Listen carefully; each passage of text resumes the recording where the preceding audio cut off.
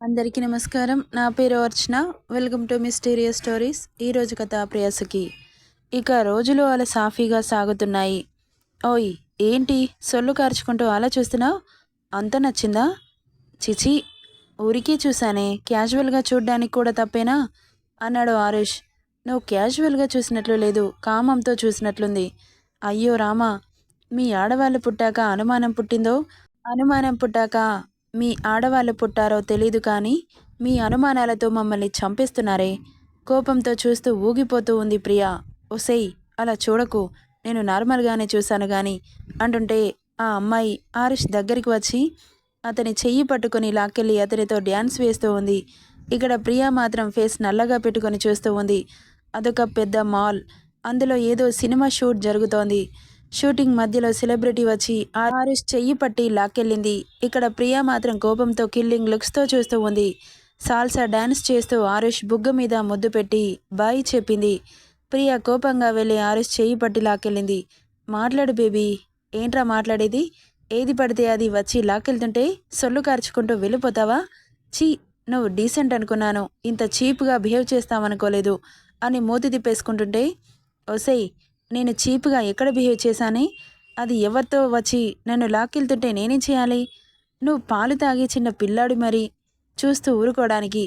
నీకు దాని మీద మోజుంది కాబట్టి అలా లాక్కెళ్తుంటే సిగ్గు లేకుండా వెళ్ళిపోయావు. నీకిష్టం లేకపోతే దాని చేతిని విసిరు కొట్టేవాడివి కదా.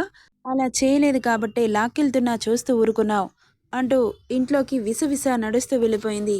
వామ్మో, నేను మనిషిని పెళ్లి చేసుకున్నాను అనుకున్నాను కానీ పిశాచిని చేసుకున్నాను అనుకోలేదు. ఒరే బావా, నీ చెల్లిని నాకు కట్టబెట్టి నా జీవితం గుగ్గుపాలు చేశావు కదరా నీ అయ్యా.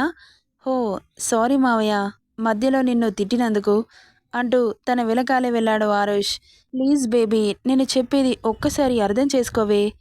నువ్వు నాతో మాట్లాడకపో ఇక్కడ నుండి. ఏంటి వెళ్ళేది? అస్సలు వెళ్ళను. ఇది నా ఇల్లు. అయితే నేనే వెళ్ళిపోతా. ఇది నా పిల్ల.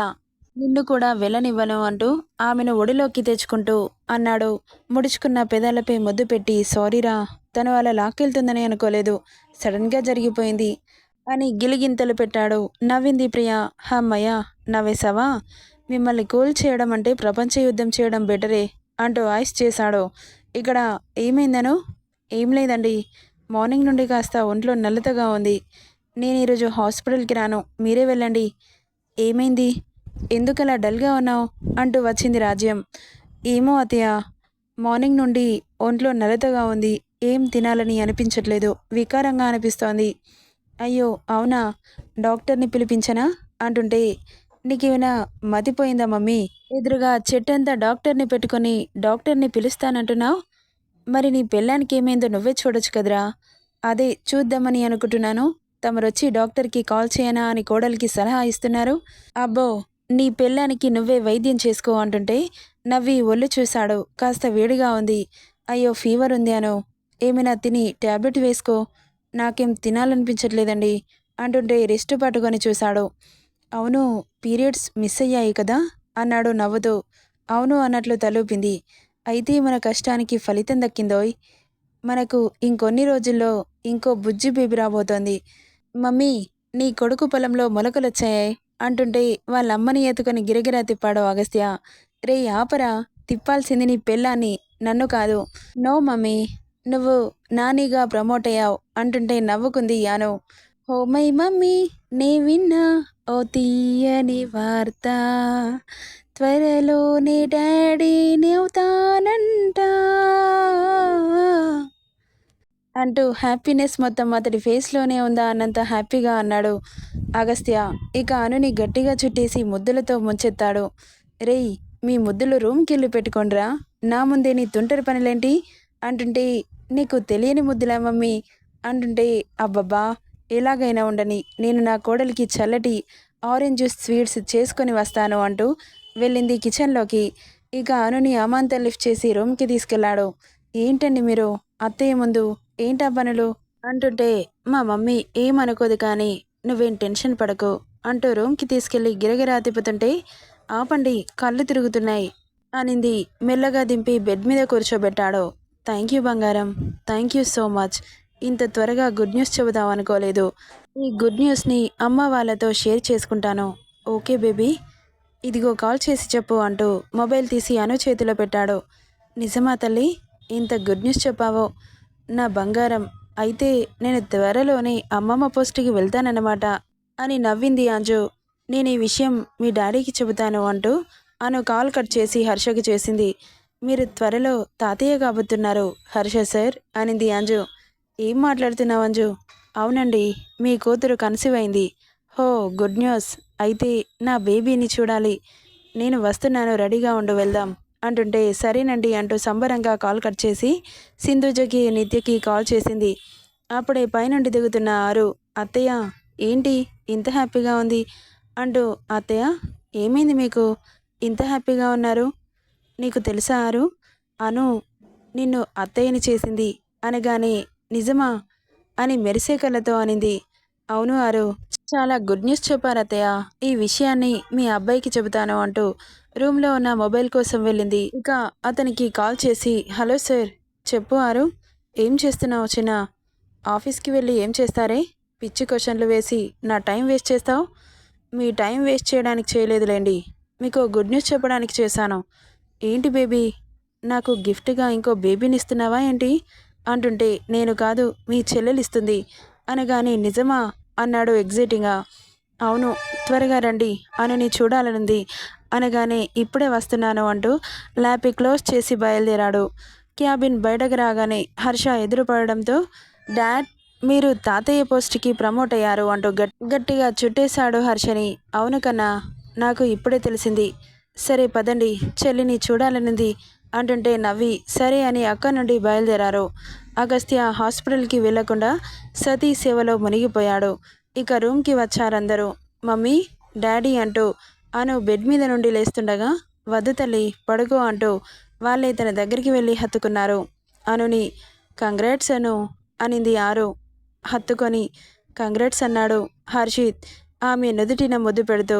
థ్యాంక్ యూ అన్నయ్య. ఇక వాళ్ళతో తీసుకొచ్చిన ఫ్రూట్స్ కట్ చేసి బౌల్లో పెట్టి తినిపిస్తూ ఉంది అంజు. ఇక చిన్నగా ఇంట్లో డెకరేట్ చేసిన ఆ హ్యాపీ మూమెంట్ని సెలబ్రేట్ చేసుకున్నారందరూ. నైట్ ఎప్పటికో ఇంటికి బయలుదేరారు.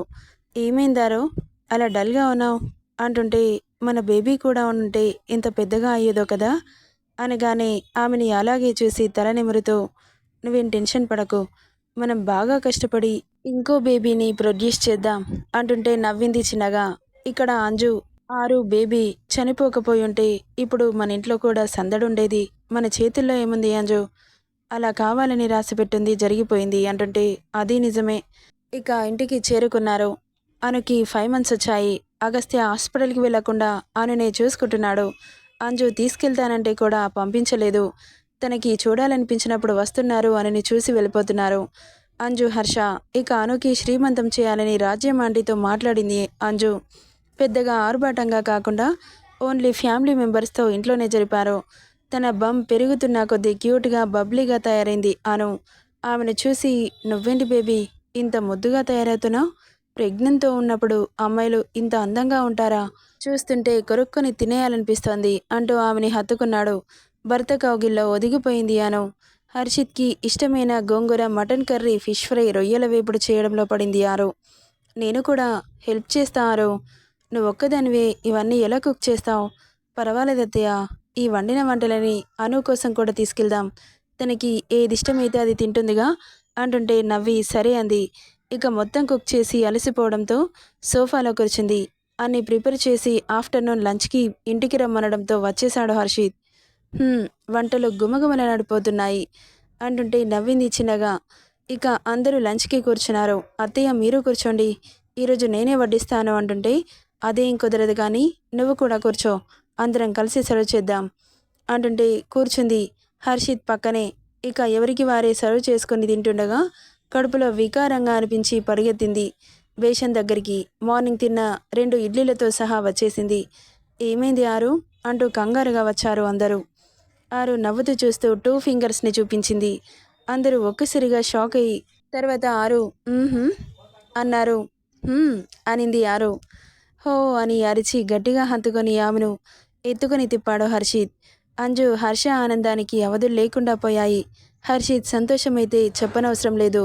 ఆరు, ఎంత మంచి వార్త చెప్పావు, నేను ఇప్పుడే స్వీట్ చేసి మీ అందరి నోర్లు తీపి చేస్తాను అంటూ వెళ్తుంటే, ఆగు మామ్ అనగానే, ఏమైంది కన్నా, ఫస్ట్ హాస్పిటల్కి వెళ్ళొస్తాం మామ్, తర్వాత నీ ఇష్టం అనగానే కొడుకు భయం కూడా అర్థం చేసుకుని సరే అంది ఆరు. పద వెళ్దామంటూ తీసుకుని హాస్పిటల్కి బయలుదేరాడు. ఇక డాక్టర్ ఆరుని చెక్ చేసి స్కాన్ తీసి పర్ఫెక్ట్ అని చెప్పిన తర్వాతే ఊపిరి పీల్చుకున్నాడు హర్షిత్. ఇక ఇక్కడ అనుకి 9 మంత్స్ పడ్డాయి. బమ్ పెద్దగా అయింది. హర్ష కోరిక మేరకు ఇంటికి తీసుకొచ్చేశారు అనుని. కంగ్రాట్స్ వదిన. థ్యాంక్ యూ అను. బాగా తిని హెల్దీగా ఉండు, లేకపోతే నీరసంతో కళ్ళు తిరుగుతాయి అంటూ తన ఎక్స్పీరియన్స్ చెబుతోంది అను. అంతలో అగస్త్య రావడంతో, అయ్యో అన్నయ్య, నిన్ను వదిలి ఉండలేకపోతున్నాడను అంటుంటే, పో వదిన. అగస్త్య లోపలికి రావడంతో బయటకెళ్ళింది ఆరు. ఇలా ఉంది అను అంటూ అను పక్కన కూర్చున్నాడు అగస్త్య. బాగుందండి. ఒరేయ్ బుజ్జి, పొట్టులో ఏం చేస్తున్నావురా? బోరు కొట్టట్లేదా? బయటకు రానన్నా, డాడీ నీతో ఆడుకోవాలనుకుంటున్నాడు అంటూ బామ్ మీద ముద్దు పెట్టాడు. భర్త తల నిమురుతూ అపరూపంగా చూస్తూ నవ్వింది అను. ఇక ఒక్కసారిగా పొత్తి కడుపులో మెలిపెట్టినట్లు నొప్పి స్టార్ట్ అవడంతో అమ్మ అని అరిచింది. ఒక్కసారిగా ఏమైందను అని కంగారుగా ఆమెను చూశాడు అగస్త్య. పెయిన్స్ వస్తున్నాయనుకుంటా, చాలా కష్టంగా ఉందండి అంటుంటే, నువ్వేం కంగారు పడకు, హాస్పిటల్కి వెళ్దామంటూ లిఫ్ట్ చేసి బయటకు తీసుకురాగానే అను అరుపులకి ఒక్కసారిగా అందరూ బయటకు వచ్చారు. తనని చూసి ఏమైందంటూ తన వెనకాలే పరుగున వెళ్ళారు. అత్తయ్య, మీరు హాస్పిటల్కి రండి, నేను అనుని తీసుకుని వెళ్తాను అంటూ చెప్పి కార్ స్టార్ట్ చేశాడు. ఆరు కూడా వస్తానంటే ఆపి, నువ్వు అటు ఇటు తిరిగితే బాగుండదు, ఇంట్లోనే రెస్ట్ తీసుకో, నేను ఎప్పటికప్పుడు నీకు కాల్ చేస్తూనే ఉంటాను అంటూ బయలుదేరింది అంజు. హర్షకి కూడా కాల్ చేయగానే సరాసరి హాస్పిటల్కి వస్తానని చెప్పడంతో సరే అనింది. ఇక హాస్పిటల్కి చేరుకున్నారు. వెంటనే లేబర్ రూమ్కి షిఫ్ట్ చేశారు. అనుని రూమ్ బయట టెన్షన్గా అటు ఇటు తిరుగుతూ ఉన్నారు అందరూ. కాసేపటికి కేర్మంటూ ఏడుపు వినిపించగానే ఒక్కసారిగా అందరి ఫేస్లో వెలుగు వచ్చి చేరింది. అగస్త్య పరిస్థితి అయితే చెప్పనవసరం లేదు, చాలా హ్యాపీగా ఉన్నాడు. ఇక నర్స్ బేబీని అగస్త్య చేతిలో పెట్టి వెళ్ళిపోయింది. ఆడపిల్ల అని చెప్పడంతో అందరూ ఒక్కసారిగా ఎగిరి గంతేసినంత సంతోషం. మా ఇంటికి మొదటిసారి లక్ష్మి వచ్చింది అని. రాజ్యం ఆంటీకి కాలు భూమి మీద నిలవడం లేదు. బేబీని అగస్త్య చేతిలో నుండి తీసుకుని ముద్దులతో ముంచెత్తింది. అగస్త్య పాప పింక్ కలర్లో ఉన్న చిట్టి చేతులు, చిట్టి చిట్టి పాదాలను చూసి అనులాగే క్యూట్గా ఉంది అని పాప వీలని ముద్దాడాడు. అను ఎలా ఉందో అని ఆమెను చూడాలనిపిస్తుంటే వెళ్ళాడు. అంజు, హర్ష, హర్షిత్ అందరూ బేబీని ఎత్తుకొని వాళ్ళ ఆనందంలో మునిగిపోయారు.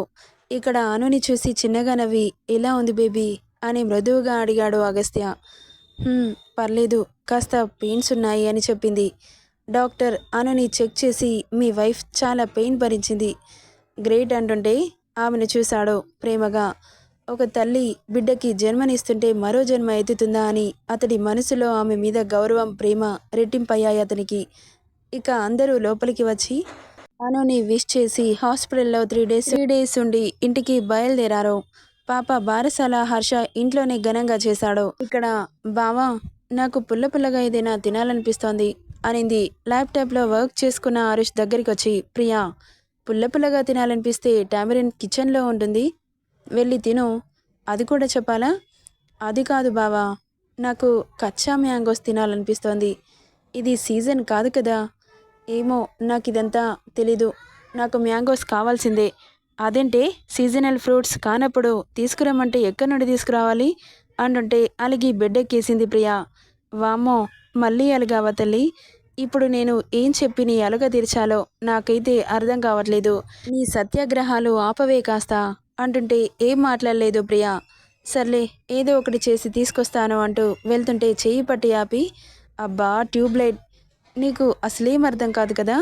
మ్యాంగోస్ కావాలి అన్నావు, తీసుకొస్తానని వెళ్తున్నాను, ఇందులో అర్థం కాకపోవడానికి ఏముంది అంటుంటే తల మీద ఒకటిచ్చి, ఒక మ్యాంగోస్ టామరిన్ తప్ప ఇంకేం తినాలనిపించట్లేదు, ఇక రోజు మొత్తం అవే తిను, అన్నం తినకు అంటుంటే తల పట్టుకొని కూర్చుంది ప్రియా. ఏమైంది, హెడగ్గా ఉందా? అబ్బా అది కాదురా మొగడా, మరి ఇంకేంటి, నీకు బుజ్జి బాబు వస్తున్నాడు త్వరలో అంటుంటే అర్థం కానట్లుగా చూస్తున్నాడు ఆరుష్. మళ్ళీ తల మీద ఒకటి పీకి, ఎద్దులా పుట్టావు, ఏం లాభం, ఆ బుర్రలో కొంచెం కూడా గుజ్జు లేదు అని కసిరి, నేను త్వరలో తల్లిని, నువ్వు డాడీవి కాబోతున్నావు అంటుంటే నిజమా అని మెరిసే కళ్ళతో చూసి థ్యాంక్ యూ అంటూ అరిచాడు ఆరుష్. ఇక గుడ్ న్యూస్ని అందరికీ చెప్పి ఇంట్లో సందడి తీసుకొచ్చారు. హర్షిత్ ఇంకా రాలేదని ఎదురు చూస్తూ సోఫాలో కూర్చుంది ఆరు. ఏమైంది ఆరు, పడుకోక ఏం చేస్తున్నావు అంటూ వచ్చాడు హర్షిత్. నువ్వేంటి ఈరోజు ఇంత లేటుగా వచ్చావు? ఆఫీస్లో చాలా వర్క్ ఉంది. నేను తినేసి పడుకోమని చెప్పాగా, ఎందుకు తినలేదు? తమరికి కంపెనీ ఇద్దామని అంటుంటే షార్పుగా చూసి, అసలేమనుకుంటున్నావు నువ్వు? నీ ఆరోగ్యం ఏం కావాలి? మొన్నే సరిగ్గా తినక, చెప్పిన మాట వినక అలా జరిగింది. మళ్ళీ ఇప్పుడు కూడా అలాగే బిహేవ్ చేస్తాను అంటే అస్సలు ఊరుకోను అని సీరియస్గా చెప్పి వెళ్ళిపోయాడు రూమ్కి. ఆరు తను వచ్చేసరికి డిషెస్ అన్ని సర్ది హర్షిత్ రావడంతో తనకి వడ్డించి తను వడ్డించుకుంది. ఎందుకు చెప్పిన మాట వినకుండా ఎందుకు నాకు బీపీ పెంచుతావు? మళ్ళీ నీకు ఏమైనా అయితే తట్టుకోవడం నా వల్ల కాదు. టైంకి తిని మెడిసిన్ వేసుకోరా అని లాలనగా చెప్పగానే సరే అంటూ తలూపింది. అవును చిన్న, ఇంట్లోకి వచ్చేటప్పుడు నీ చేతిలో ఏదో కనబడింది, నాకు చూపించవా?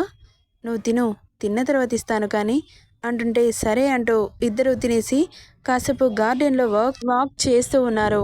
తిన్న తర్వాత ఇస్తాను అన్నావు, ఇప్పుడు ఇవ్వచ్చు కదా అంటూ ఎగ్జైటింగ్గా అడుగుతుంటే సరే ఇస్తాను వెయిట్ అంటూ గార్డెన్కి వచ్చేటప్పుడు తన జేబులో పెట్టుకున్న ఓ పార్సల్ తీసి ఆమెను అటువైపు తిప్పి తలలో మల్లెపూలు పెట్టాడు. ఆ స్మెల్ ఒక్కసారిగా ముక్కును తాకగానే సిగ్గుతో బుగ్గలు కెంపులయ్యాయి. ఇప్పుడు అవసరమా? అవసరమే. చాలా గ్యాప్ వచ్చింది. ఇంకా నన్ను దూరం పెట్టకే. నాకు మాటిచ్చావు కదా నన్ను దూరం పెట్టను అని. ఎందుకు ఇలా చేస్తున్నావు అంటుంటే సరే నీ ఇష్టం అంటూ అతన్ని హత్తుకుంది ఆరో. హర్షిత్ ఆమెను ఇంకాస్త దగ్గరగా అదుముకుంటూ పెదవులతో రాస్తూ ఆమె నడుముని వేళ్లతో మీటుతుంటే ఒంట్లో వేడి సెగలు పుడుతున్నాయి ఆరోకి. రూమ్కి వెళ్దామా అన్నాడు చిన్నగా చెవిలో. అనింది. ఆమెను ఎత్తుకొని బెడ్రూమ్కి తీసుకెళ్లాడు హర్షిత్. అతన్ని చూస్తూ ఉండిపోయింది ఆరు. మల్లెపూల స్మెల్ని గుండెల నిండా పీల్చుకొని మెల్లగా బెడ్ మీద పడుకోబెట్టి ఆమె పొట్ట మీద ప్రెషర్ పడకుండా స్మూత్గా ఆమెను ట్రీట్ చేస్తూ ఆమె బమ్ మీద ముద్దు పెట్టి మొత్తంగా ఆరుని అల్లుకుపోయాడు హర్షిత్. నెక్స్ట్ పార్ట్లో ఏం జరుగుతుందో చూద్దాం. ఈ స్టోరీ ఎలా ఉందో కామెంట్ చేయండి guys. Thank you for listening.